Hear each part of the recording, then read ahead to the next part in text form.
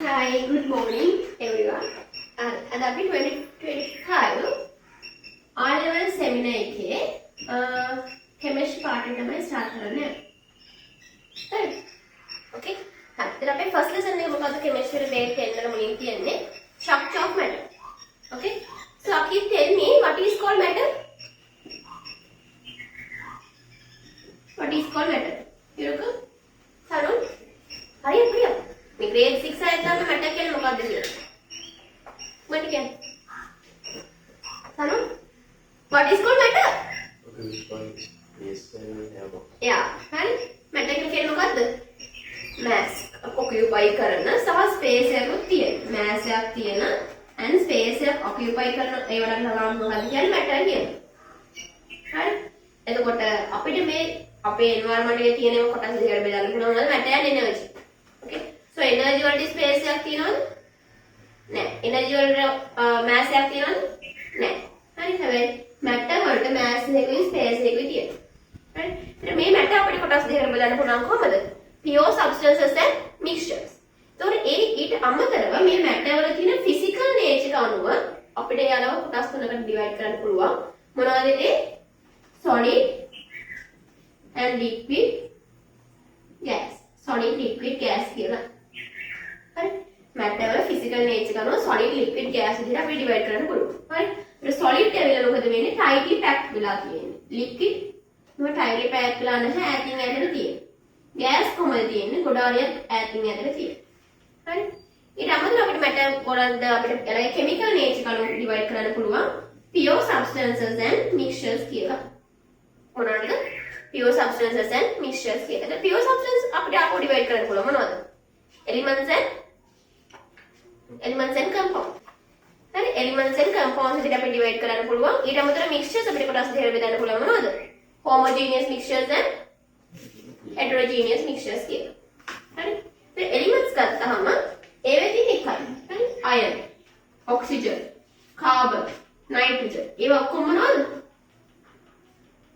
elements. හරි. ඒක compounds වල තියෙන මොකද? water කියලා කියන්නේ මොකද්ද compound එක? ඒකේ මොනවද තියෙන elements දෙක? hydrogen and oxygen. හරි. එතකොට carbon dioxide කියන්නේ compound එක. ඒකේ මොනවද තියෙන elements දෙක? carbon and oxygen. Okay. එතකොට මේ ඇවිල්ලා compounds. එතකොට මෙන්න මේවා විල මොනවද? elements. එතකොට මේවා ඔක්කොම මොනවද? matter. අර matter තමයි අපි divide කරේ අර chemical nature කනුව elements and compounds කියලා. තේරුණාද? එතකොට මේ තියෙන්නේ two or more elements combined together to form compound. Okay අපි clear ද? හරි. අපි mixtures ගත්තොත් mixtures කියලා කියන්නේ මොකද්ද? grade 11 third lesson එකේ අපි ඉගෙන ගන්න mixtures ගැන in detail. හරි. ඊට කලින් මේ lesson එකේ අපිට තියෙන grade 10 එකේදී mixtures types දෙකක් තියෙනවා. homogeneous mixtures and heterogeneous mixtures කියලා. මම මේ lesson එකම කරලා ඊට පස්සේ grade 11 එකේ third එකට යනවා. grade එකම combine වෙනානේ තියෙන්නේ. අයත් දැන් 7th එක කරලා ඕන යන්නේ මොකද අර n equal mass small mass එක තියෙන්නේ 7th එකේ. හරි. ඒතකොට දැන් grade 10 third එකයි 7th එකයි grade 11 third එකයි එහෙම කරමු. හරි. ඒක ඔක්කොම same pattern එකේ යන ටිකනේ. හරි. එතකොට homogeneous කියලා කියන්නේ මොකක්ද?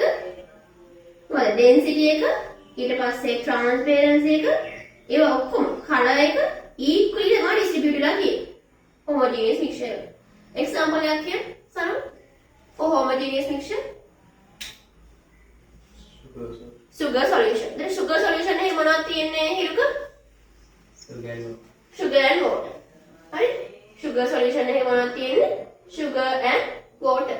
sugar and water එකේ තමයි sugar solution එකක් තියෙන්නේ. ඒතර ඒකේ color එකයි density එකයි transparency එකයි equal distribute වෙලා තියෙනවා. හරි. ඒතර ඒක homogeneous. heterogeneous වල example එකක් කියන්න. heterogeneous example. Tell me.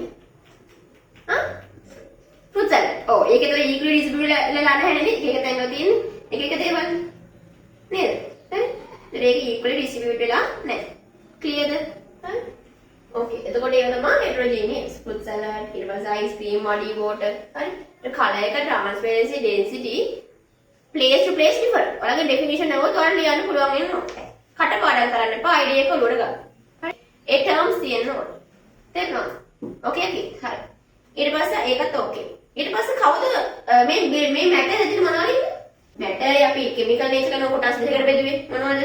elements and compounds කියලා. හරි elements කිව්වේ iron, oxygen, nitrogen, carbon වගේ තනි ඒවා. හරි the compounds කියනවාද? අර elements two or more. දැන් මෙතන elements hydrogen, oxygen තියෙනවා. මේ දෙන්න එකතු වෙලා මොකද හැදෙන compound එක වල දන්නවද? H2O. H2O කියලා කියන්නේ මොනවද? water නේ. එතකොට carbon and oxygen කියලා කියන්නේ elements දෙකක්. එතකොට මේ elements දෙන්න එකතු වෙලා හැදෙන compound එක මොකද්ද? carbon dioxide CO2. clearද? හරි එතකොට මම අයින්නේ මේ matter වල basic building unit එක මොකද්ද? මේ matter හැදෙන්නේ මොනවයින්ද? matter හැදෙන්නේ මොනවයින්ද? atoms වලින්. හරි එතකොට matter වල basic building unit එක මොකද්ද? atoms. එතකොට මේ atoms වල තියෙනවා subatomic particles. මොනවද තියෙන්නේ? subatomic particles. මොනවද subatomic particles තුන?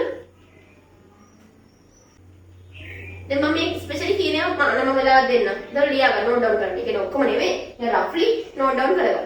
මම වෙලාවක් දෙන්න. ඒක නෝට් ඩවුන් කරගන්න. සබ්බැටමික් පාටිකල් දෙක අරගෙන. පොත බලන්න නැතුව පොත් වහලා තනියෙන් නෝට් ඩවුන් කරන්න. ඒ නිසා මම දැන් කියන එක හරියට අහගෙන ඉන්න. 3 සබ්බැටමික් පාටිකල්ස් තියෙන මොනවද? ඉලෙක්ට්‍රෝන, ප්‍රෝටෝන, නියුට්‍රෝන. ඉලෙක්ට්‍රෝන වල charge එක මොකක්ද අපි? ඉලෙක්ට්‍රෝන ලියන්නේ මෙහෙමනේ හිරුකට මම ආපු පළවෙනි දවසේ මේක කියලා දුන්නා. ඊ අකුර ලියන්නේ මෙහෙම. එතකොට මේ නෙගටිව්. හරිද? proton P. P for positive. Neutron no charge. අනේ මම මේ මතක තියාගන්න විදිහක් කියලා දීලා. හරිද? electron negative charge. Proton positive charge. Neutron no charge. හරිද? එතකොට මේ atoms ගැන අපිට ඉන්ට්‍රොඩියුස් කරායි මේවා තියෙන විදිහේ ඉන්ට්‍රොඩියුස් කරේ කවුද මුලින්ම? හැනටරි මම ඉන්ට්‍රොඩියුස් කරේ කවුද? මම රදර්ෆර්ඩ්ද? කවුද? රසද මම මොකද කිව්වේ? දැන් කිව්වා දැන් පැරටි මොඩල් එකේ මොකද්ද වෙන්නේ? ඒ පැරට්ස් තියෙන්නේ කොහොමද? මැද තියෙන එක මොකද්ද අපි? සම්මිය. සම්මිය වටේ කරගෙන කවුද? පැරට්ස්. ඒ වගේ එයා මොකද්ද කියන්නේ පැරටි මොඩල් එකේ මේ මැද තියෙන්නේ මොකද්ද හිරුක? නියුක්ලියස්. නියුක්ලියස් එක කියනවා. කිව්වා වටේ කවුද කරගෙන්නේ? ඉලෙක්ට්‍රෝන්ස් කරගෙනවා. ඒ නියුක්ලියස් එකේ charge එක මොකද්ද? නියුක්ලියස් එකේ charge එක මොකද්ද? පොසිටිව්. ඇයි ඒ? නියුක්ලියස් එකේ කවුද ඉන්නේ? यहाँ न्यूक्लियस एक कौन है? Protons and neutrons. हरिද? protons and neutrons है न्यूक्लियस එකේ ඉන්නේ. ඒතකොට न्यूक्लियस එකේ ඉන්න neutron එකට no charge නම් proton ගේ charge එක positive නම් එහෙනම් මෙතන අපිට එළියට පේන charge එක මොකද්ද? positive නේ. හරි ඒකයි न्यूक्लियस එකේ charge එක positive වෙන්නේ. ඒ වටේට කැරකෙන්නේ මොනවද? electrons හරියට කැරකෙන්නේ. ඒතර electrons වල charge එක මොකද? negative. clear හිරුක? හරි ඒතර මෙන්න මේ අන සදර්ෆර්ඩ් කියන scientist තමයි මේක එක්ස්ප්ලেইন කරේ. ඒකට මොකද කියන්නේ? primary model of the atom කියලා. හරි? දැන් මෙන්න මේ තියෙන ඉන්නේ ඒක. ඒක ගන්නනේ already. හරි? එතන තියෙන්නේ proton neutron. අපේ proton neutron දෙකම තමයි මොකද කියන්නේ? nucleus කියලා. හරි? අපිට හරියන්නේ electrons. ඊට පස්සේ යා කිව්වා, ඒ කියන්නේ ඊට පස්සේ මොකක්ද අපි දැනගන්න ඕනේ? කාරණා. දැන් මේ වැඩ තියෙන nucleus එක nucleus එක වටේට මොනවද තියෙන්නේ? energy levels. අර එයාලා යන pathway එක. හරි? එරේ පාත් දෙක. ඒතකොට මෙන්න මේ මුලින්ම තියෙන එකේ මොනවද තියෙන ඉලෙක්ට්‍රෝන්ස් දෙකක් තියෙනවා. 8 මේ හරි 2 8 8 18 32. එන මෙහෙට යන්න මොකද වෙන්නේ? ඉලෙක්ට්‍රෝන්ස් තියෙන නම්බර්ස් ගන්න වැඩි වෙනවා. සහ මෙන්න මේ දෙන්නේ අතර තියෙන ગેප් එක අඩු වෙනවා. මොකද දෙන්නේ අතර තියෙන ગેප් එක අඩු වෙනවා කියලා කියන්නේ. දැන් මේ මැද තියෙන නියුක්ලියස් එක. හරි? ඊට මෙන්න මේකේ ෆස්ට් එනර්ජි ලෙවල් එක. ඊට පස්සේ ඊළඟ එනර්ජි ලෙවල් එක. අර ඒ වගේ මෙන්න මෙතනින් මෙහෙට යන්න මේ ગેප් එක මොකද වෙන්නේ? අඩු වෙනවා. ඊයේද ඒ ગેප් එක අඩු වෙනවා. හරි? here you can find. මේ වගේ ඒවා අහන්න පුළුවන් අර එක්සැම්පල්. ඔයාලට අදින්න දෙයි. නිකන් ඔහේ අදින්න එපා. මෙන්න මේවා වෙන කන්සර්න් කරන්න ඕනේ. ෆස්ට් එනර්ජි ලෙවල් එකයි සෙකන්ඩ් එනර්ජි ලෙවල් එක අතර තියෙන ગેප් එක අඩුයි. ඊට දෙන්න අතර තියෙන ગેප් එක අඩුයි. ක්ලියර්ද? හරි? ඕකේ. එතකොට මොකක්ද අපි ඇටොමික් නම්බර් කියලා කියන්නේ? What is called atomic number? Number of proton, electron, neutron නැත්නම් දෙකමද මොකක්ද වෙන මොකක් හරි? electrons. හරි. atomic number කියලා කියන්නේ මොකද්ද? දැන් අපි දන්නවා atoms නේ. දැන් මාර මොනවද matter හැදෙන්න basic building unit එක මොකද්ද? අකි matter හැදෙන්න මොනවද? atoms හරි. එතකොට ඒ atoms එකේ තව මොනවද තියෙන්නේ? electron, proton, neutron. electron negative charge, proton positive charge, neutron වල no charge. හරිද? එතකොට මෙන්න මේ ඇටොමික් නම්බර් කියලා කියන්නේ මොකක්ද? ඔයාලා දන්න පීරියඩික් ටේබල් එක. හරි? මතකයි ඩීටේල් ඉස්සරහට කතා කරන්න තියෙන්නේ. එතකොට ඒ පීරියඩික් ටේබල් එකට අපිට ඕන වෙන මෙන්න මේ ඇටොමික් නම්බර් කියන එක. හරි? එතකොට දැන් අපි දන්න මේ තියෙන මැට් එකක් මොකක් හරි. මේ මැට් එක හැදෙන්නේ මොනවද? ඇටම්ස් වලින්. මේ ඇටම් එකේ මොනවද තියෙන්නේ? ඉලෙක්ට්‍රෝන, ප්‍රෝටෝන, නියුට්‍රෝන තියෙනවා. එතකොට මෙන්න මේ ඇටම් එකේ ඇටොමික් නම්බර් එක විදිහට ඩිනෝට් කරන්නේ ඉලෙක්ට්‍රෝනද, ප්‍රෝටෝනද, නියුට්‍රෝනද? protons. හරි ඒ කියන්නේ මෙන්න මේ ඇටොමික් නම්බර් එක equal වෙනවා number of protons වලට. තේරුණාද කිත්?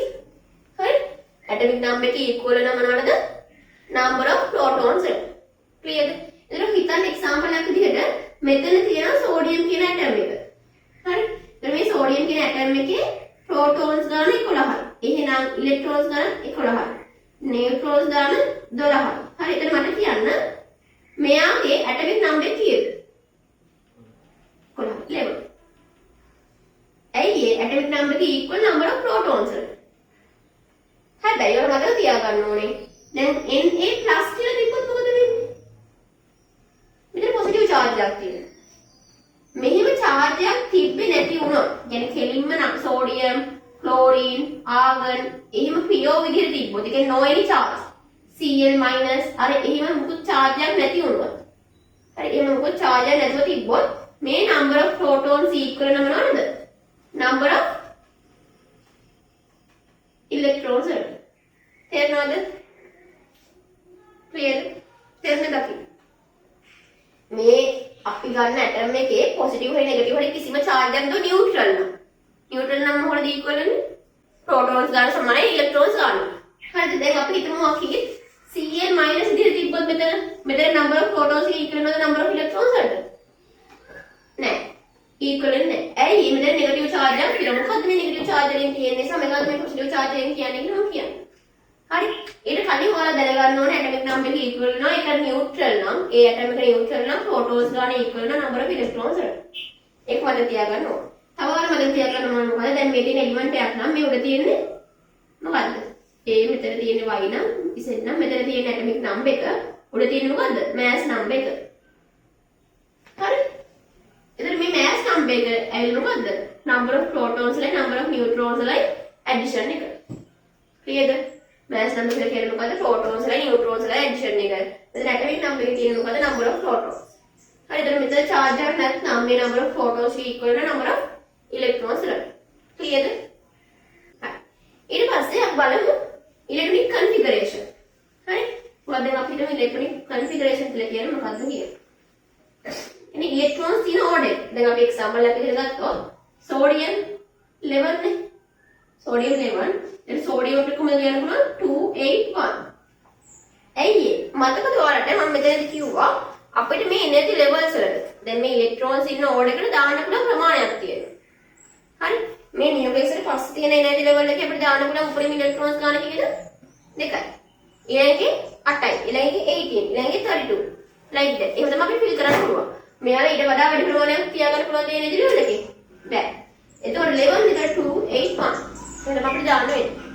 clearද? හරි. දැන් මට කියන්න magnesium atomic number 38. කොහොමද ඒක fill කරන්නේ? magnesium aluminium නේ කරේ. aluminium 30. කොහොමද ඒක fill කරන්නේ? 283. හරි. chlorine 17. කොහොමද ඒක fill කරන්නේ? 287. එතකොට දැන් මේ ටික electronic configuration තමයි මේ ටික. හරි. ඊට පස්සේ electronic configuration එකෙන් පස්සේ යන්න තියෙනවා මොකක්ද? modern periodic table. අර periodic table එක මතක වෙනවද? ඒක ඔයාලට දෙනවා. හැබැයි ඔයාලා මතක තියාගන්න ඕනේ. at least first 20 elements. හරි? කොහමද? hydrogen, helium, lithium දන්නවනේ මතකනේ? helium, lithium, beryllium, boron, carbon, nitrogen, oxygen, fluorine, neon. Hari? Sodium, magnesium, aluminium, silicon, phosphorus, sulfur, chlorine, argon, potassium, calcium.